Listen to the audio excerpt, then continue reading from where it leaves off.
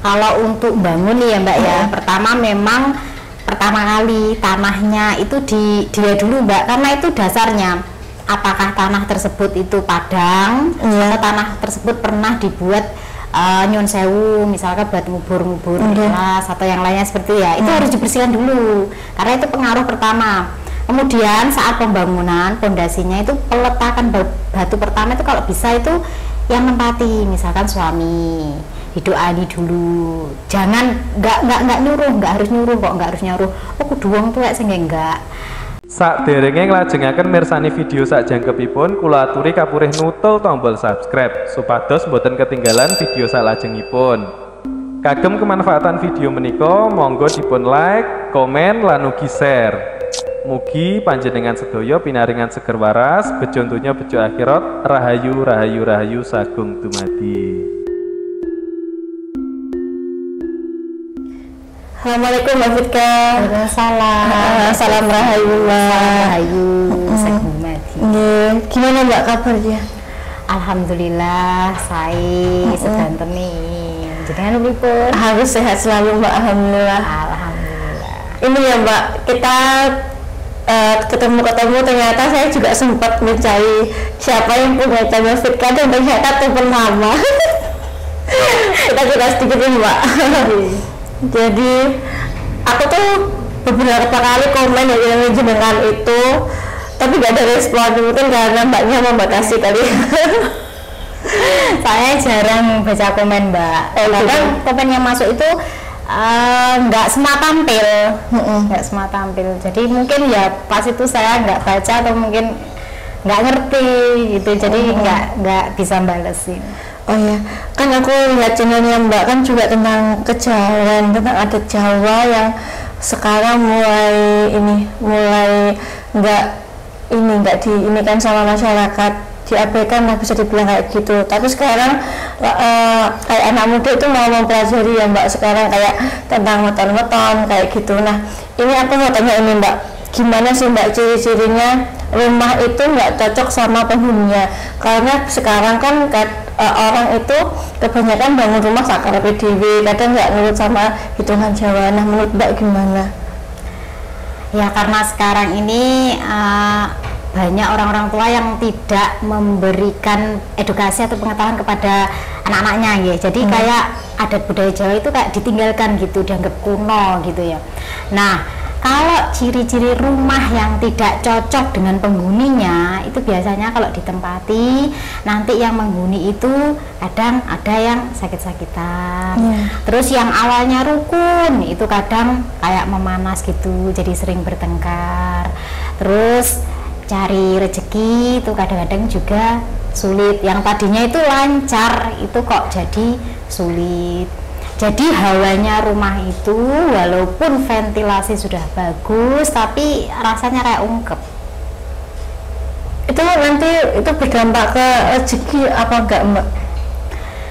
Ada yang berdampak, ada yang enggak. Jadi berdampaknya ke rezeki itu biasanya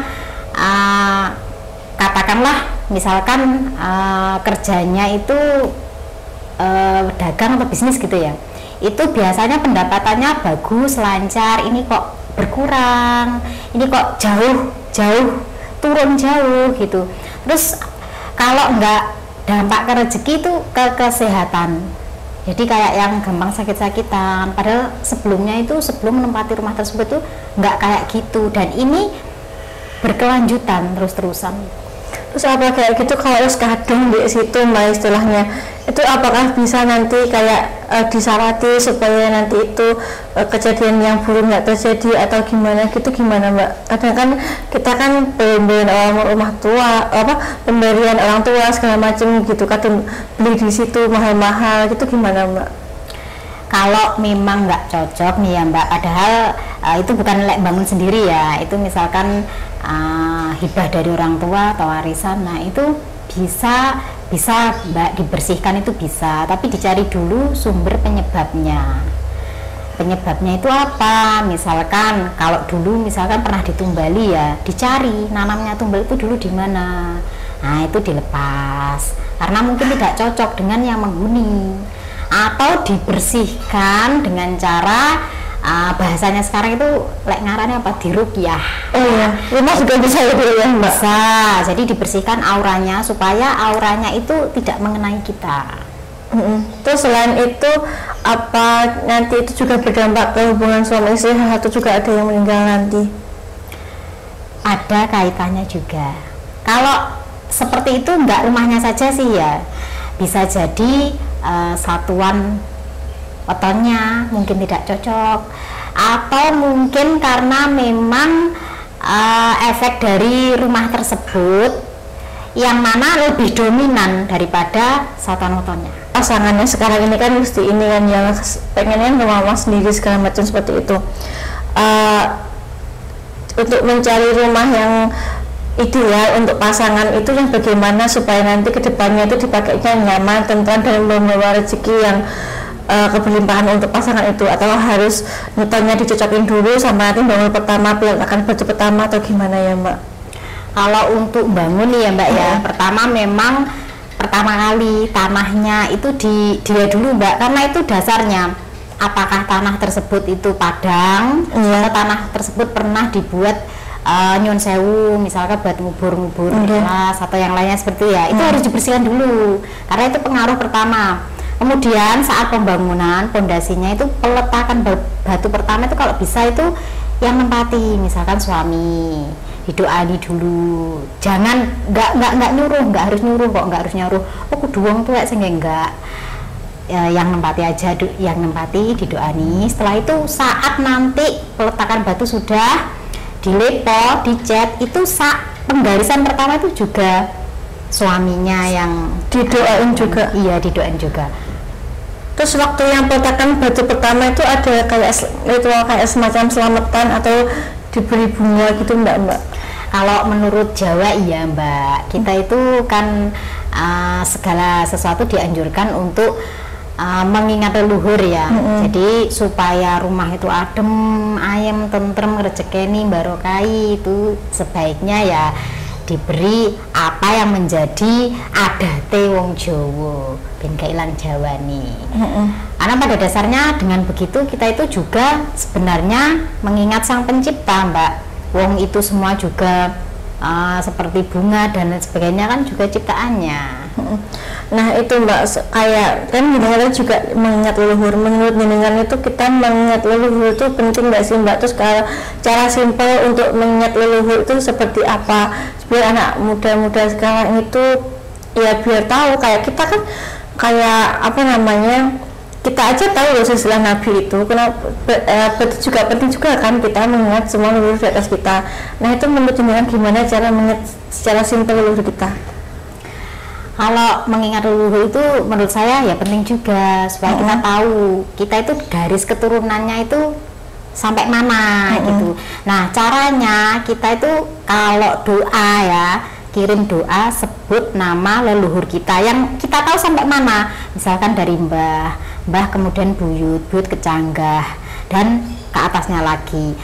Ya kadang-kadang orang tua aja kita nggak tahu ya sampai batasnya itu leluhurnya sampai mana, tapi kalau kita sering meditasi nanti kita akan dikasih kayak tahu gitu. Oh leluhur saya itu batasnya sampai segini, dan secara otomatis itu kita bisa nyambung. Terus ini Mbak, khodam leluhur itu sebenarnya seperti apa Mbak, dan apakah bisa diwariskan ke keturunan kita?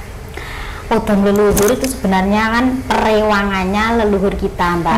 Jadi dulu misalkan mbah kita punya perewangan yang mana perewangannya itu yang tidak kasat mata, katakanlah jin gitu ya. Nah yang mana yang membantu, yang ikut gitu ya, sesuai dengan kemampuan mbah kita dulu. Kalau mbah kita dulu itu kemampuannya misalkan bisa nambani wong, lah kodame itu tadi yang rewangi kurang lebih kemampuannya ya seperti itu, sama dengan mbah kita. Lah apakah bisa diturunkan kepada keturunannya?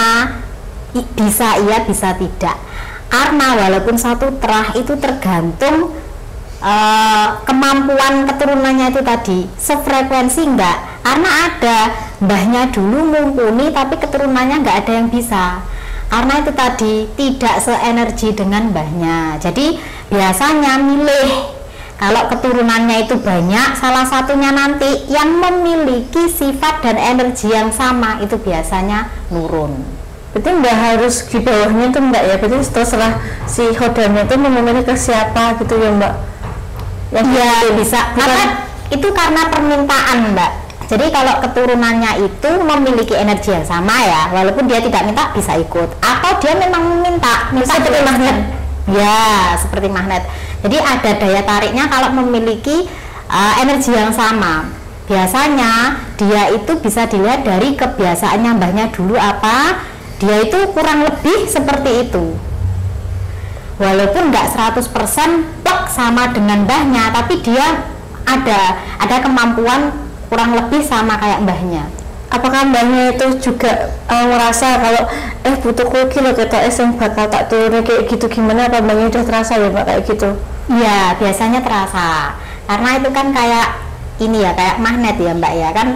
Feelingnya ada, oh ini loh cucuku yang ini loh yang sepertinya kok mampu nampani wadai apa yang ada pada diri saya, apa sing dadi cekelanku iki putuku sengki koyo sing cocok, biasanya kayak gitu. Tapi kan tidak semua cucunya itu mau dikasih. Kalau saya banyak melihat itu, kenapa banyak yang tidak mewarisi kemampuan mbahnya karena dia itu dia tidak bisa memahami, nggak bisa memahami padahal dia sebenarnya ada wadahnya. Banyak yang seperti itu. Nah itu gimana mbak, ini khodamnya itu bisa kembali ke tempat yang lain atau tetap mau ikut ke masih keturunannya aja? Kadang kembali ke asalnya mbak. Jadi dia dulu itu diambilnya dari mana, asalnya dari mana. Kalau sudah tidak ada yang diikuti, tidak ada inangnya, maka dia akan kembali ke asalnya. Berarti nggak harus turun temurun ya mbak itu? Nggak harus temurun, kecuali kalau di pusaka ya mbak ya, siapa yang rumat ya itu ke dalam pusakanya dan ikut yang rumat. Contohnya apa mbak kalau di pusaka? Misalnya keris, tombak, terus mustika, terus batu ake. Misalkan dimasukkan ke dalam situ, maka dia ya menetap di situ. Nah itu nanti berarti kita perlu dimahari dong mbak kalau seumpama di khodam yang kita minta seperti itu. Kalau dimahari sih kalau saya pribadi kalau itu nggak dimahari sih, karena kalau dari mbah ke cucunya cukup dikasih doain aja, itu sudah bisa, nggak pakai mahal. Kecuali kalau yang mungkin saya kalau yang dijual itu beda lagi. Kalau yang dijual kan, kalau yang dijual kan kita nggak tahu, belum tentu juga sesuai dengan energi kita. Nah gitu mbak, sekilas tentang kodam. Jadi kodam itu kalau seumpama kayak dimasukkan ke keris terus kita ramut gitu, berarti nantinya kita harus ada ritual khusus mbak, setiap hari apa itu harus kayak dibelikan bunga, dikasih minyak gitu. Ya kalau memang di rumah diopeni ya dirituali mbak, karena kalau dibiarkan saja lama-lama pergi. Jadi iya pusakanya kosong, atau namanya namanya kayak kesaktian itu kan lu diasah tuh mbak. Jadi kalau nggak diasah, diumbar tok ya akhirnya nggak ada apa-apanya. Adapun itu kodamnya, tapi dia cuma menempati aja, dia nggak akan ngasih impact apa-apa. Biasanya impactnya itu apa aja sih mbak yang biasanya jangan ketahui tentang kodam itu? Tergantung mbak, dulu itu kemampuannya di apa. Misalkan dulu mbahnya tukang nambani wong gitu ya, bisa menyembuhkan, maka impactnya yang rumat kodamnya itu tadi, yang rumat pusakanya itu tadi, ketika dia ada orang sakit misalkan ya, terus dia nyambati pusakane kuwi, terus dia nambani misalnya kemeng gitu ya, diulus-ulus gini kemeng hilang. Dipegang aja, dan udah belum ketemu sudah ketemu tapi belum diapa-apain, kadang udah sembuh. Iya, ya itu kadang sifatnya memang sementara mbak, tapi setidaknya ada energi dari dia karena bantuan dari kodam tersebut. Terus ciri-ciri sebagai kita yang diradisi khodam itu seperti apa Mbak? Apa kita selain Perempuan itu apakah nanti raut wajah juga akan beda auranya atau gimana? Aura wajah beda iya, karena di situ memang ada cahayanya. Tapi bagi yang orang awam ya paling melihatnya itu kayak yang nyungkani, nyegani gitu. Dan untuk ciri-cirinya biasanya itu yang paling utama itu lewat mimpi. Mimpi seperti diberi sesuatu, bungkusan sesuatu. Terus mimpi ketemu kakek yang berjubah gitu. Terus mimpi ketemu mbahnya sendiri tapi hanya memberikan isyarat saja, tidak ngomong yang panjang lebar gitu enggak, cuma kadang ngomongnya le tak paringi iki gitu, le sampean mororono, itu hanya sebagai isyarat saja. Dan juga sifatnya itu biasanya kurang lebih kebiasaannya plek kayak bayi, misalnya bayi sukanya itu ngokok cete gitu ya. Nah dia itu tiba-tiba itu seperti itu, seperti kebiasaan bayi. Padahal dia juga nggak tahu kalau mbahnya yang dulu kayak gitu, dia nggak tahu. Tapi kebiasaannya itu hampir sama plek kayak bayi. Berarti ini Mbak ya, apa orang yang menerima khodam itu punya aura khusus gitu, bisa dibilang seperti itu? Iya punya.